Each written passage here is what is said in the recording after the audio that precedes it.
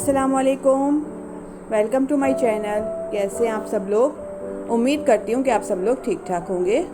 तो आज मैं बनाने जा रही हूँ मज़ेदार सी खीर, जिसके लिए हमें चाहिए ये 3 पाव मैंने शक्कर ली है, 3 पाव चावल हैं, थोड़े से मैंने बादाम पिस्ते कट किए हैं, थोड़ा सा पिसा हुआ नारियल है और 1.5 टेबल स्पून इलायची और 8 किलो दूध लिया है, जिसको मैंने बॉईल होने के लिए रख दिया है। जब तक दूध हमारा बॉईल हो रहा है, हम इस चावलों को पीस लेते हैं। चावलों को मैंने 3 घंटे पहले पानी डाल के भिगो दिया था। अब मैं इनको अच्छी तरह से पीस लूँगी और एक अच्छा सा पेस्ट हमारा तैयार हो जाएगा। ये मैंने इसको ग्राइंड कर लिया है और ये देखें कितना अच्छा सा पेस्ट हमारा तैयार हो गया है। दूध में हमारे बॉईल आना शुरू हो गया है। जब दूध में अच्छी तरह से बॉईल आ जाएगा तो मैं इसमें इलायची शामिल करूँगी। इलायची डाल के इसको अच्छी तरह से मिक्स करेंगे।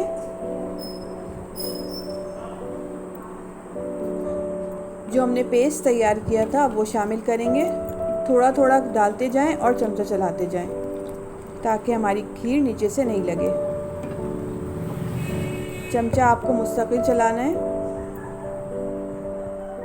जब तक खीर में अच्छी तरह से बॉईल नहीं आ जाता।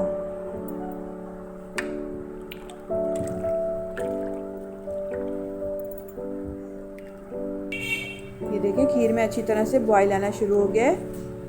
अब मैं इसको 1 घंटे के लिए पकने के लिए हल्की आंच पे रख दूँगी ताकि हमारी खीर अच्छी तरह से गाढ़ी हो जाए। और ज़्यादा पकाने से बहुत अच्छा टेस्ट आता है खीर में। ये देखें खीर हमारी अच्छी तरह से गाढ़ी हो गई है। मैंने इसको 1 घंटे अच्छी तरह से पकाया है। अब मैं इसमें शक्कर शामिल करूँगी।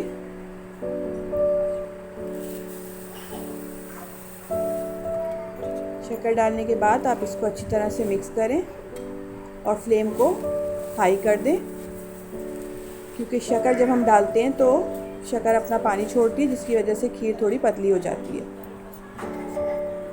2-3 मिनट इसको हाई फ्लेम पे पकाएं। उसके बाद मैं इसमें पिसा हुआ नारियल शामिल करूँगी, थोड़े से बादाम पिस्ते शामिल करूँगी। इन सारी चीज़ों को शामिल करने के बाद अच्छी तरह से मिक्स करें।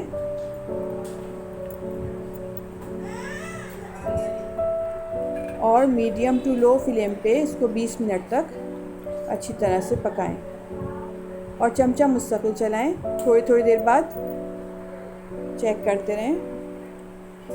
ये देखें खीर हमारी 20 मिनट बाद अच्छी तरह से गाढ़ी हो गई है। अब हम डिश आउट करते हैं। देखें कितनी मज़ेदार सी लग रही है। बहुत यमी बनी थी, आप लोग ज़रूर ट्राई करिएगा। कलर बहुत अच्छा है आया था इसका।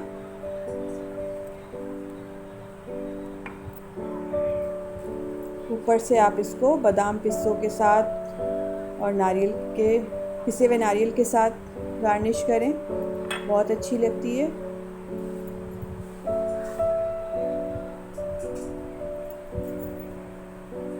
ये देखें हमारी मज़ेदार सी खीर तैयार है।